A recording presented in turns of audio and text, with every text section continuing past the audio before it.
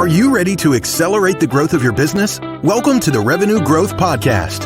This is the place for business owners, sales leaders, and marketing professionals to get ideas and inspiration to drive exponential revenue growth. Each week, you'll get actionable insights from the world's leading marketing and sales thought leaders and practitioners. Are you ready to grow? Let's join our host, Daryl Amy, author of Revenue Growth Engine.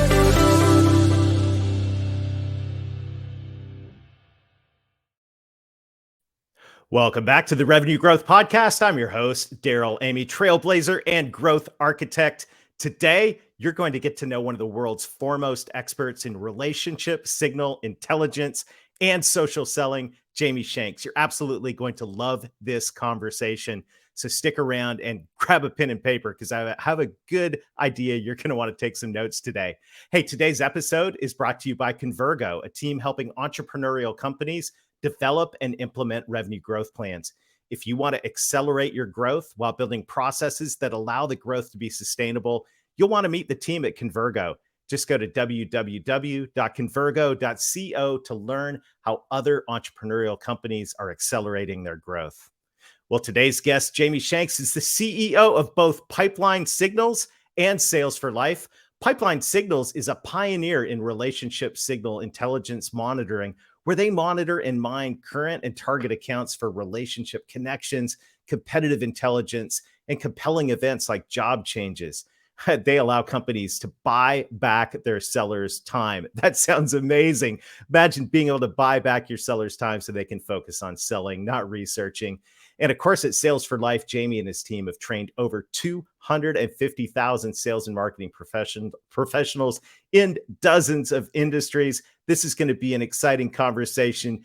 Jamie Shanks, all the way from my home country, Toronto, Ontario, Canada. Welcome to the Revenue Growth Podcast. It's great to have you here today. We're going to have fun. Daryl, thank you so much for the invite. This is a really interesting time right now in the life of sales and sales professionals. It's never been more important to develop trust with our prospects and our clients. And yet trust is at an all-time low. But we've got the opportunity now to get some help in this area. Talk to us a little bit about relationship signal intelligence. What is that? And how can this help companies in their sales efforts? So this is a form of sales intelligence that is a piece to a puzzle. I'll talk to your audience. If you have an account-based marketing, ABM strategy, I want you to think of an account, and I'm drinking out of a Yeti right now. So that is going to be that named account that you want to target. Yeah, drinking out of the Yeti. If you look at the puzzle pieces, there are three forms of sales intelligence that your team needs to be thinking about, and they're all important, all equal pieces to the puzzle. First is the one that you know the best, buying intent. These are people raising their hand, Googling keywords, and downloading your ebooks. We don't do that, but that is a huge industry and vertical led by some great companies. Mm-hmm. Number two is called product usage or workload consumption. Imagine knowing if you sold a solution, which companies use what other software or tools that you integrate with, you complement, maybe you don't complement, you want to avoid, and you can determine how you fit into those accounts based on the solutions that they use internally. Again, another category. Yep. Relationship signals are basically the map between you and other past customers, competitors, or pending key stakeholders that have what's called human capital migration. So what that really means is inside an account, there are people going in, up, promoted, and out of every account in your CRM. And it's really important that your sales team know which have opportunities and risks based on, as an example, people leaving your customer base and going into a prospect. That's an opportunity. Or the asymmetrical competitive advantage that your competitors have, or the fact that there are people leaving employment of your competitors and taking employment in these accounts, or have key stakeholders with skills and certifications in these accounts that can become detractors. So these relationships help you with account selection and prioritization in your accounts. And it's the third leg to a stool. But that makes complete sense. And I mean, anyone that's in sales is going to say people buy from people and people buy from people that they know, like, and trust. And, the relationship part of this is so important. But I think you're absolutely right when it comes to an account-based strategy. A lot of times the relationship side either gets overlooked or it's like, oh, the salespeople will take care of that. Well, is anybody got their eye on the dot? Is anyone watching and paying attention to what's going on out there? Well, what you just described is the fundamental challenge. So Mhm. sellers are issued LinkedIn Sales Navigator accounts. Now it's up to the volition of the sellers to monitor their total addressable market group of accounts. Right. So let's give you a real life scenario. You're in Arkansas and you have a seller in Seattle.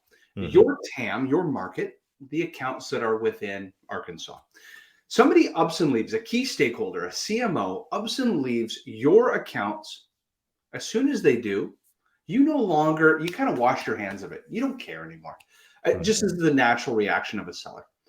But that person ups and leaves and goes into an account that's in Seattle. That seller in Washington State covering that geography doesn't pick up that signal that day, and it's missed. And what's happening at compounded scale is you have hundreds or thousands of prospects and hundreds or thousands of customers.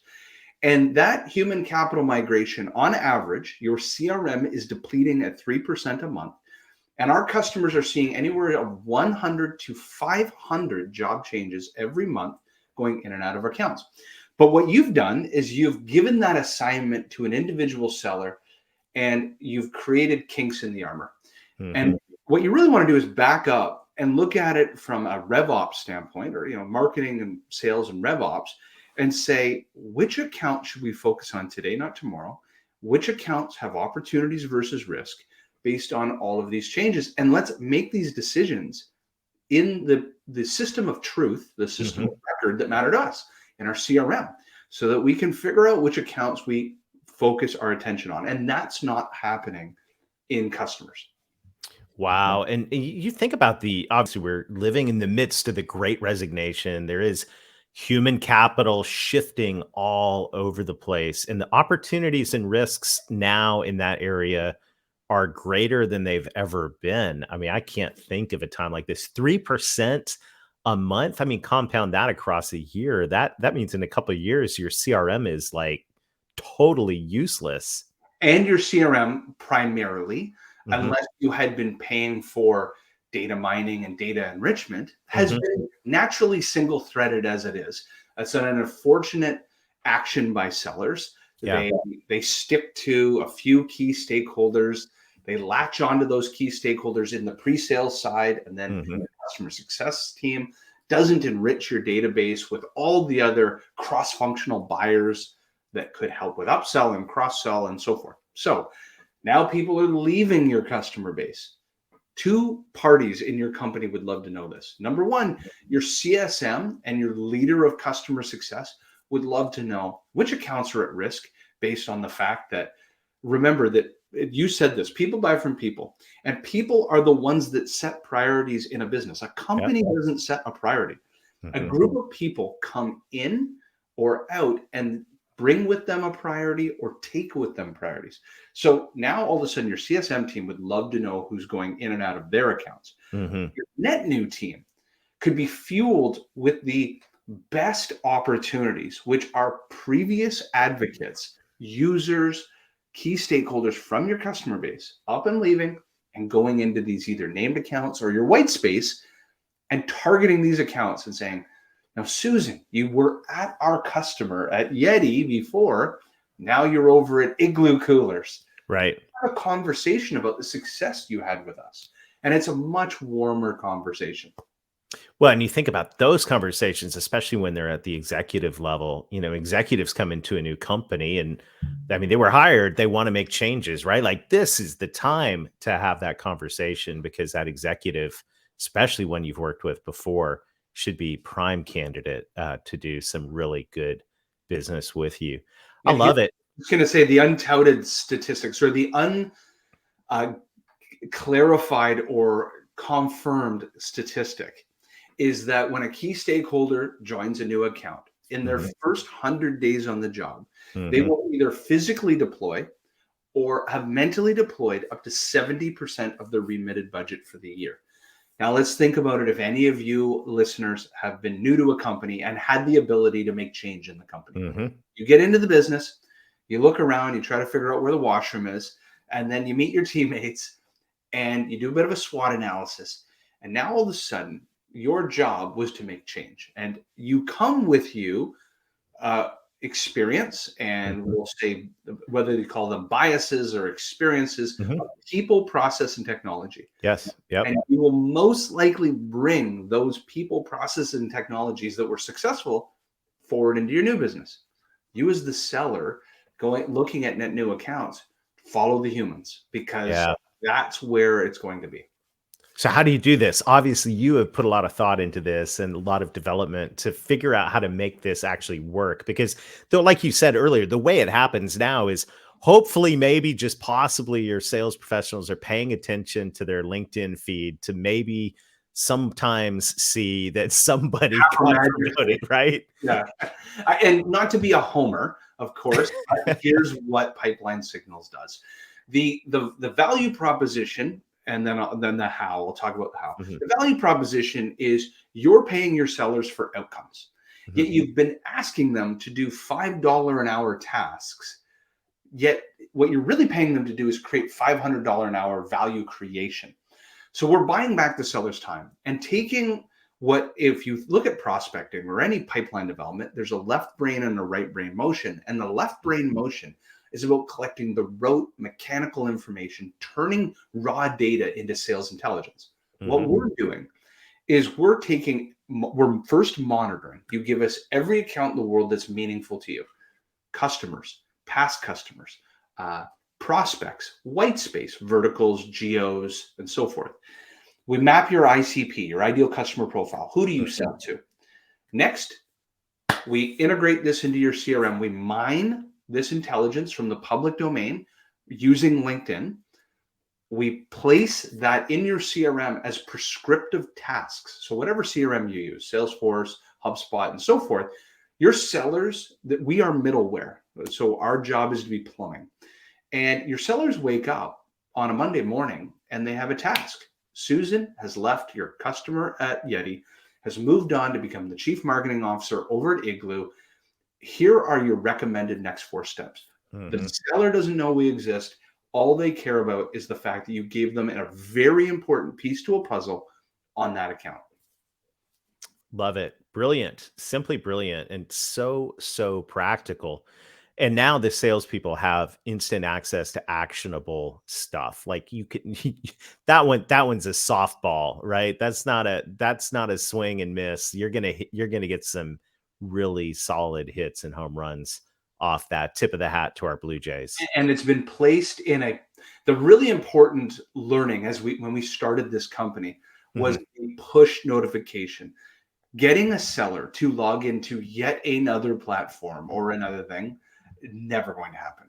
A seller wakes up, they open their email inbox, they open up their CRM of record. Hopefully they open up LinkedIn, but there maybe Slack. There aren't many other tools that are part of their daily routine. Mhm. So we need to take sales intelligence and place it in their hands rather than them using what's called a pull notification of Mhm. diving in and trying to dig around like squirrels, Mhm. trying to find that intelligence and make sense of it. We're doing the homework for them. We're giving them the answers to the test and say, call these people because they are your past customers or they are brand new CMOs that just took a new job. Brilliant. Really brilliant. I think that what you're doing here is just so spot on right now and very, very timely given the current circumstances. Now, another thing, Jamie, you are a pioneer in social selling. You've been involved in social selling from the beginning on this. It's been fun watching you over the years. I think the first time I saw you in action was maybe 5, 6 years ago at a HubSpot inbound conference is probably when it was. We're all losing track of time now. But I'm curious, you've watched this evolution of social selling all along. Where are we today? What's going on in the world of social selling from the mind and perspective of Jamie Shanks? Yeah, so I'll give a bit of a timeline. In 2011, 2012, I pioneer and invent, or it's debatable if I co-invented the term social selling. I built the first global curriculum that scaled to 600 global customers around the world. And from the years about 2012 till 2016, I spent most of my time evangelizing, explaining why you should use social as a means for prospecting or protecting your core customer. Then in around 2016 and 17, till basically COVID, there was a huge movement where other training consulting firms, there became an ecosystem around social selling, other platforms and tools, where I was not explaining the why anymore. I was focused on the how and the who. So now almost defending why us versus other platforms or tools and so forth. So it was clear that there was product market fit. And you now, if you look at a bell curve, you had your leading indicator, or you had your kind of early adopters, early innovators had already kind of swung through. And now you started to get into more general masses where it wasn't just tech and telecom companies. You had airlines and consulting firms and manufacturing firms reaching out to us for training all around the world. Then COVID hit. And COVID is one of the most important economic, and when we ever talk about the future of sales, for the last 2 years, you watched millions upon millions of expensive field sellers come inbound to now an inside sales motion. Didn't meet your customer, had to, and I have to kind of paraphrase, had to move to a social selling model because the only mediums of communication you had now were phone and email and then social platforms. Yep. And so it started to crest. And in fact, I had a diagram that I believed in the year 2023 through 2025, we would get to come laggard businesses would start looking at social. Yeah. All that COVID did was hyper accelerate the speed at which people needed to do it. So social selling, in fact, the need for training and enablement and requirement for it actually has slowed down dramatically. And it slowed down because it's not social selling anymore. It's called sales. Because it is the reality of the pervasive way that complex B2B sales is done. And if you're not already doing that, that would be like you are in the year 2005 and you still don't have email as part of your, your communication strategy. You're a very much a laggard. Right. Neanderthal. And right. Yeah. And what's happened, and if I'm a prognosticator, you have 2 years of CFOs looking at companies were either flat or hopefully grew during these COVID times. Yet CFOs are now looking at how they're going to deploy capital. I believe that pre-COVID, the general way that a CRO looked at growing their revenue was they deployed capital towards headcount. Just threw money at, I have an open territory in Texas, let's throw money at it. Yeah. But COVID happened. We brought everybody inside. People were wildly effective through Zoom and digital and social. And now you have a real hiring problem. Finding talent is more cost prohibitive. I think that CFOs are going to really be ratcheting down, looking at the fact that they made a lot more gross margins. They made much better cost to customer acquisition in the last 2 years. And they don't need to throw headcount at the problem to scale. I believe there's going to be much more greater emphasis and investment on the yield per seller. So people, process, and technology that make the sellers wildly more productive. And I think that word yield is the right word that needs to become more and more a part of our vocabulary as sales and marketing professionals out there, because the yield on your investment, and the biggest part of that investment, is people.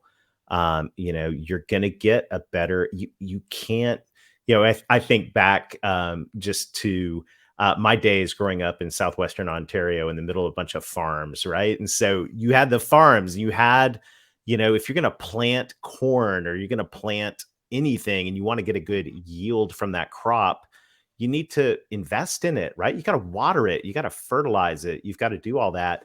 And I think I agree with you wholeheartedly that the days of, oh, we got to grow sales, let's hire 20 more reps. You can't afford to hire them because they don't exist. You need to pay for the attraction process, right.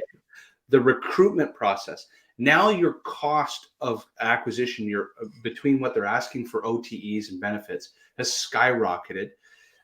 So your talent acquisition problem is there.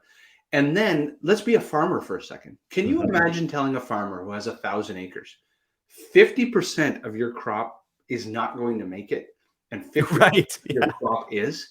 Like, like, what business am I in? Right. But yet CROs got to fix that. Right. CROs have accepted this as a reality that 50% of my reps will make plan and 50% won't.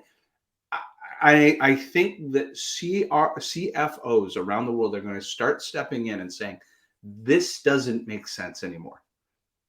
Yeah, those numbers don't add up. And I think it's a long evolution from decades ago when, you used to be able to hire a rep for draw, a minimal draw and, put them in there, man. Years, 100% commission. Yeah, I've been there too. It's where I started. But that world in the world of complex sales, it doesn't exist. You can't do that. And I'm curious as you think about this. We've talked about signal intelligence, talked about social selling. In terms of increasing yield on your sales team, what else? Well, what are some bullet points you'd put in there for CROs and CFOs to be thinking about in terms of, okay, we got this crop, we got 50% crop failure, what? All of a sudden there's a big spotlight on that. What are some other ways we should be thinking in terms of increasing yield per rep? So I think that there'll be a bit of an evolution. Let's use a bit of a time machine here for a second. So when I started consulting, before I pioneered social selling, there was this emerging term called Sales 2.0. And what this was bringing, it was the development of the SDR, BDR inside sales function. So it was that development in about the year 2009, 10, 11. And the concept there was, why don't we take some of the functions that not every seller was the best at? You had a full stack account executive who was being asked to develop a list, prospect, book meetings, run discovery calls, deliver proposals, and win deals. Why don't we separate those functions? And that was that concept, right? So an SDR, BDR created the lead, sent it over for a AE, qualified it, and then won the deal.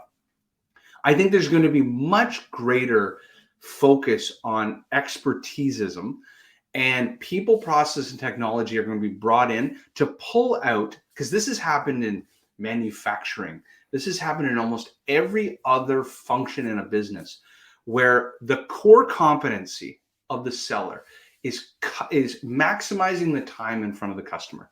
So providing incredible demos, proposal process, overcoming objections, pricing models.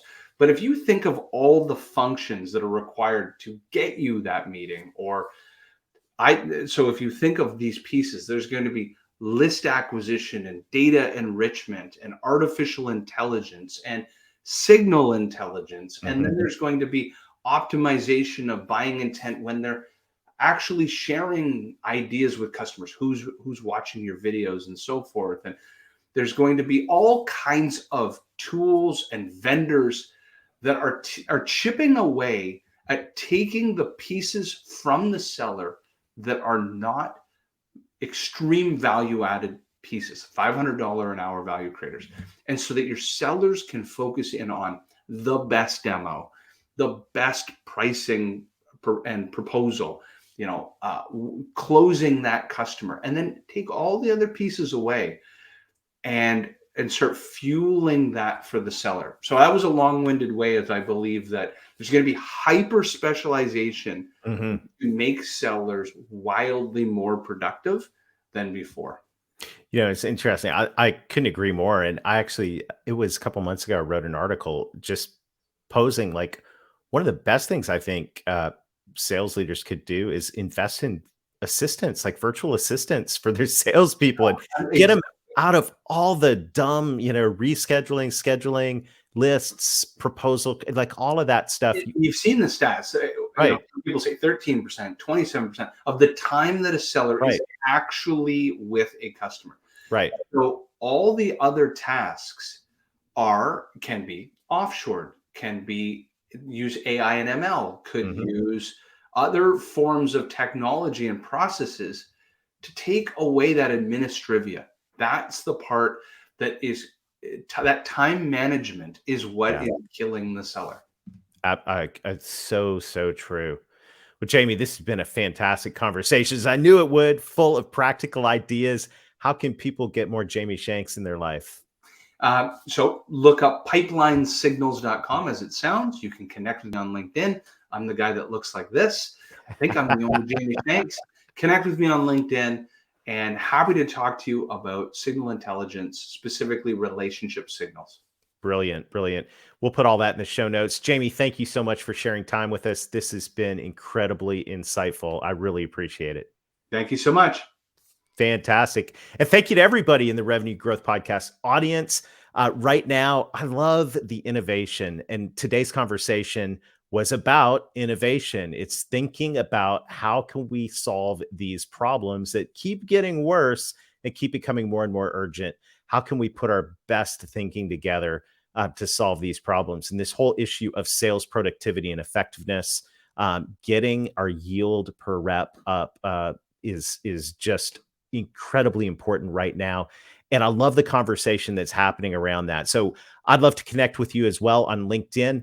If you don't have a copy of Revenue Growth Engine yet, just go to revenuegrowthengine.net. Let me know. Shipping and handling, I'll send you an autographed copy. Get that your way. We want to do everything we can together to make sure we're driving growth in this really critical time. We've got some exciting guests coming up this spring, so make sure to subscribe, like, or whatever you need to do on the platform on which you're listening. And if you would leave a review, it helps us spread the word about the Revenue Growth Podcast, where we're dedicated to bringing you ideas to accelerate your growth. So we've got a whole bunch of great things going on right now. And I just want to say hats off to everyone out there who is driving towards making your company's revenue growth engine more effective and efficient. And until next time, let's get going and let's get growing.